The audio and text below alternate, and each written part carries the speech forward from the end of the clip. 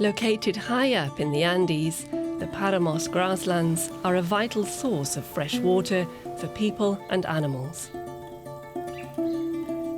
The spectacled bear is one of the most emblematic animals native to the Andes, and the second largest mammal in South America after the mountain tapir.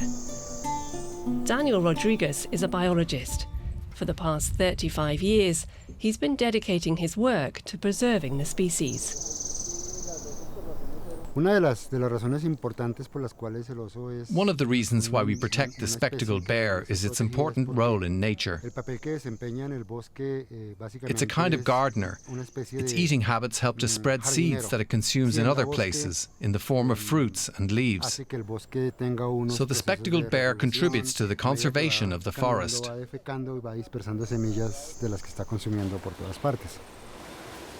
It's also the only species of bear native to South America.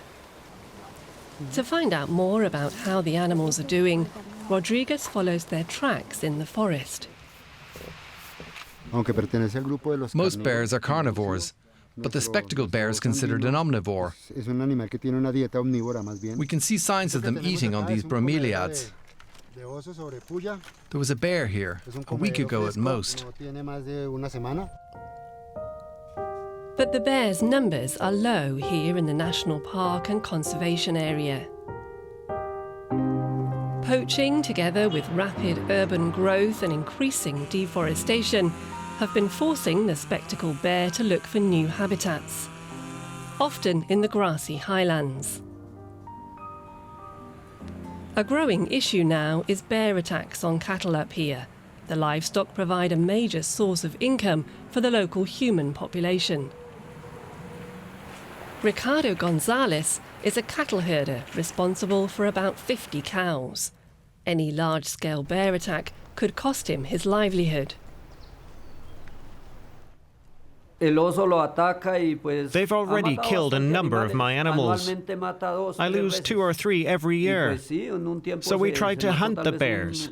Before Daniel talked to us, he kept on telling us how important the bears are. And so he convinced me that instead of killing them, we should be protecting them. So now I help Daniel. We work together to protect the bears.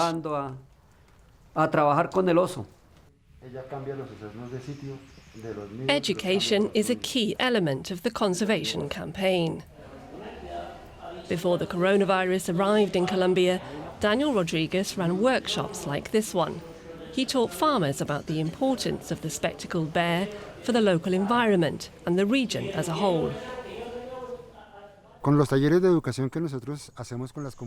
aim of the workshops is to make people aware of the bear's relevance to our ecosystem. But we're also keen for the farmers to appreciate the growing importance of sustainable farming. Our camera traps are a big help there, because they provide a record of what's happening in the immediate surroundings. Today, Rodriguez is out retrieving camera traps and installing new ones. He'll use the footage for future workshops, but also as research data to further our understanding of the bear's behavior and that of other animals. For us, it's an instrument that provides a completely different picture of the bears, as opposed to when they're dead. We see them moving about. Whenever we look at these images together, the farmers always take a great interest and want to find out more. They see for themselves how the bears move around and play with each other. That makes them living creatures that they want to know more about.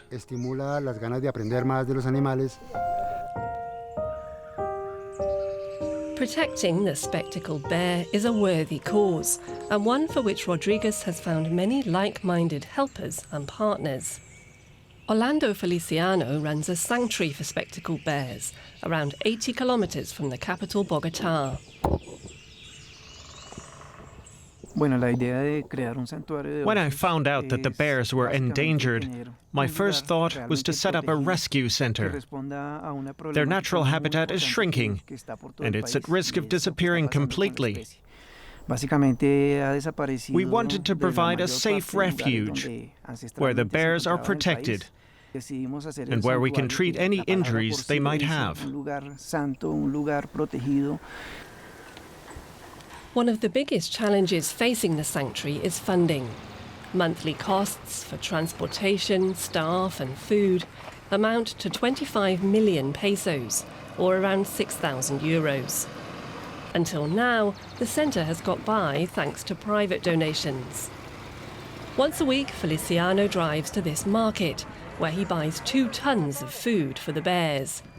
The menu features pineapples, papayas and bananas, but also carrots and cassavas. The most important aspect is the people who work with us and take care of the bears around the clock, so that we can release them into the wild as soon as possible. But in some cases that's not possible, like with Bambi. She's blind and needs extra special care, but she has peace and quiet here.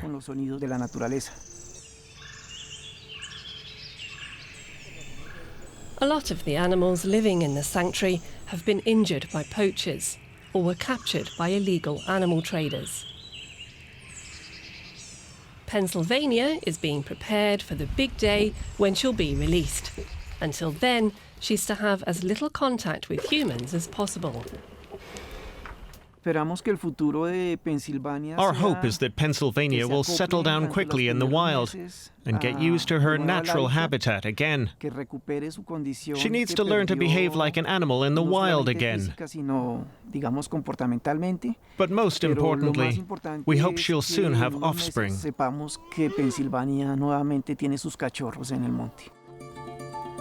And new generations are the ultimate key to the survival of the spectacled bears of the Colombian Andes.